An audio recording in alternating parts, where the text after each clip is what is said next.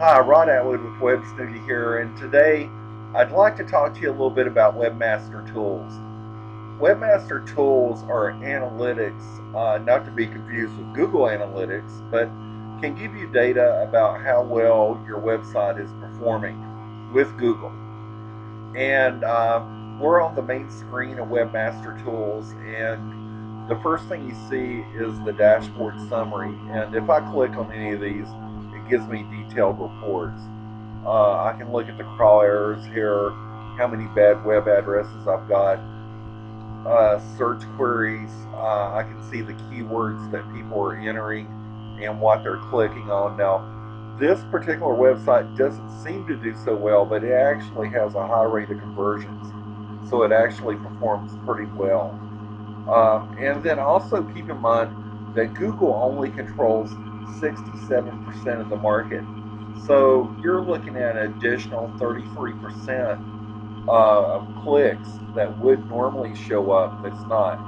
So, like I said, this normally for a website, this would be a little low, but to be frank, I get a high rate of conversions out of this particular website, so it does pretty well. Then over here, you have your sitemaps, and on this website, there is 23 web addresses or URLs, and if there's any warnings, it'll give that to you. In fact, we're going to go ahead and click on that.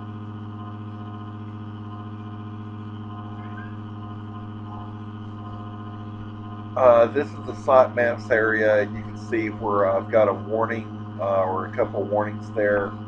And if I want to resubmit a sitemap, I just click here and whatever I've called my sitemap. Now, that having a sitemap is kind of a different topic for a video. We would probably want to talk about that more in the future, but I recommend that every website has a sitemap to help Google crawl the website and get it indexed. Over here on the left hand side, you've got your site dashboard, and you've got a lot of different options down through here. Structured data is becoming more and more important on Google, and again, that would be a topic for another video. But you can actually structure your data so it shows up in search results for, like for example, you've probably pulled up searches and it's had stars beside it, star ratings, and that's an example of structured data. Google has a lot of options for structured data. HTML improvements. If there's something to improve on the website, it'll show it there. Site links, and like when you Google a website, you'll see you'll see the name of the website, and then it'll have links going to the different pages under it.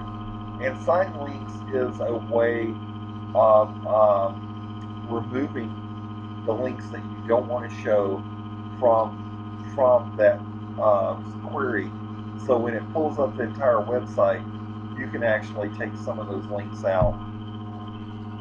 Below that is your search traffic, how people are Googling your website, links to your website, what internal links are showing up on Google. So say that I have a web page and I have it linked over to another web page internally, it would actually show that information in this area. And then manual actions. If Google has taken a action against you, like penalized you or something like that, it would show it in this area.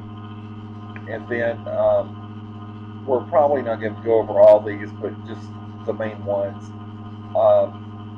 Your index status, that just shows that Google is indexing your website. Keywords, those aren't the searches that people are performing, but instead, those are the keywords that Google is finding on your website. And then remove URLs. Say that you have some web addresses that Google keeps on including in search results that aren't good web addresses. You can actually request that Google remove those particular web addresses from search results here. Uh, your crawl errors, we talked about that a little bit earlier. if I have a bad web address and I want to, I want to figure out what web address isn't working properly, I can find it in crawl errors.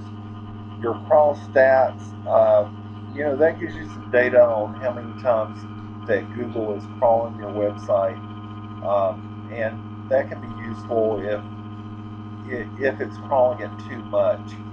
And once in a while, Google is, there's so much data on there that Google is crawling the website too much, and it can actually affect performance. You can fetch as Google, so you can see actually what Google is pulling up when it is crawling your website. Block URLs. If there are any web addresses that, for whatever reason, that Google cannot crawl, it would show up in this area. And then your site maps, and we went over that. I'm not going to go over the security issues and other resources. Let's briefly talk about security issues. If if Google finds out that your website has been hacked, it would report it in this area. And then, when you have a chance to look over other resources and labs, it has some good information on there, um, where you can get assistance and with other things. So, anyways, that's my video today. Thanks for watching, and take care.